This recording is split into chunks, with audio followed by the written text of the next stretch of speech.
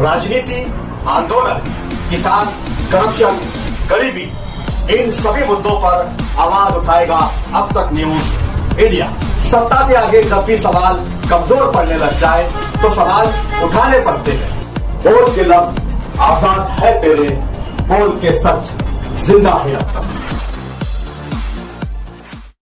मेमार आइन डॉक्टर बाबा साहब अम्बेडकर ने जब इस मुल्क का आइन लिखा तब उन्होंने किसी एक मजहब या जात की बात नहीं की, बल्कि आइन की बुनियादी बात में कहा we the people of India, यानी हम भारत के लोग। आइए आज चंद बातें जानते हैं इस आइन के बारे में।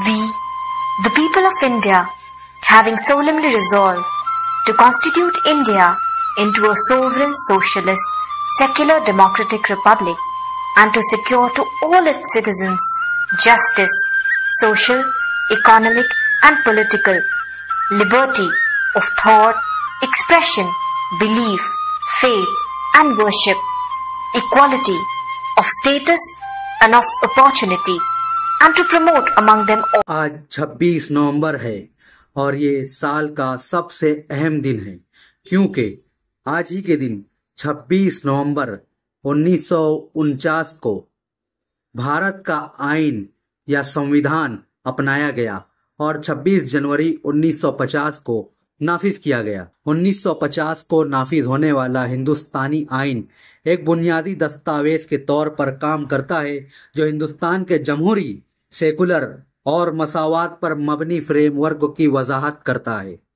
पिछली 7 दहाइयों के दौरान इस आइन ने मुल्क की सियासी, समाजी और इक्तिसादी तब्दीलियों के जरिए रहनुमाई की है। साथ ही इंसाफ, आज़ादी, मसावात और भाईचारे को यकीनी बनाया है, जो कि हिंदुस्तान की हुक्मरानी के बुनियादी उसूल हैं।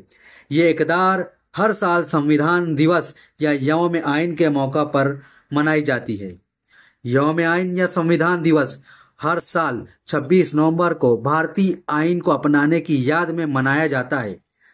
भारतीय शहरियों में आइनी इक़दार को फ़रोग़ देने की कोशिश में समाजी इंसाफ और तफ़वीज़ इख्तियारात की वजारत ने 19 नवंबर 2015 को ऐलान किया था कि हुकूमत हिंद हर साल 26 नवंबर को यौम आइन के तौर पर मनाएगी। भारत का आइन महज एक किताब नहीं, ये मुल्क के हर शहरी से किया गया एक मुक़द्दस अहद है।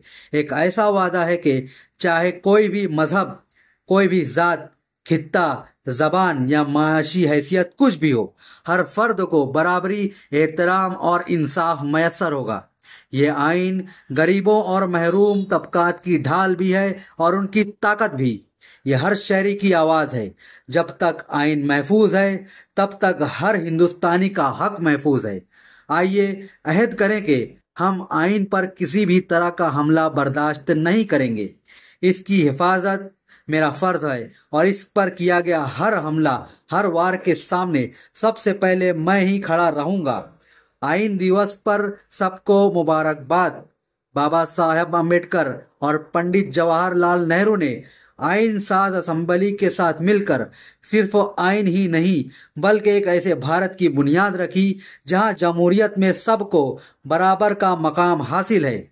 लेकिन आज मुल्क का दानिश्वर और पढ़ा लिखा तबका ये कहता नजर आ रहा है कि आज यही बुनियादी कदरें खतरे की जद में हैं। इस दानिश्वर तबका का ये भी दावा है कि मुल्क की कौम अच्छी तरह जान चुकी है कि आइनी अदारों को कौन नुकसान पहुंचा रहा है। जिन हाथों ने आइन की कॉपियां जलाई थी, आज वही बाबा साहब अम्बेडकर के मुजस्समे पर फूल चढ़ा रहे हैं। ये भारत के आइन और बुजुर्गों की सबसे बड़ी जीत है।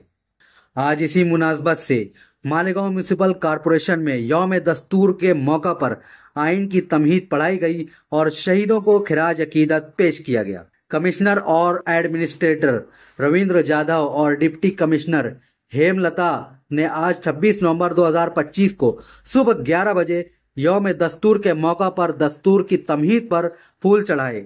इसके साथ ही 26 नवंबर 2008 को मुंबई दहशतगर्दाना हमले के शहीदों को खिराज अकीदत पेश किया गया। इस मौका पर कमिश्नर ने कहा कि भारत का आइन हर घर में होना चाहिए और ख़ानदान के तमाम अफराद को आइन की दिवात का मुतालिया करना चाहिए ताकि आवाम को आइन से आगाही हासिल हो और भारत का मुस्तकबिल रोशन हो।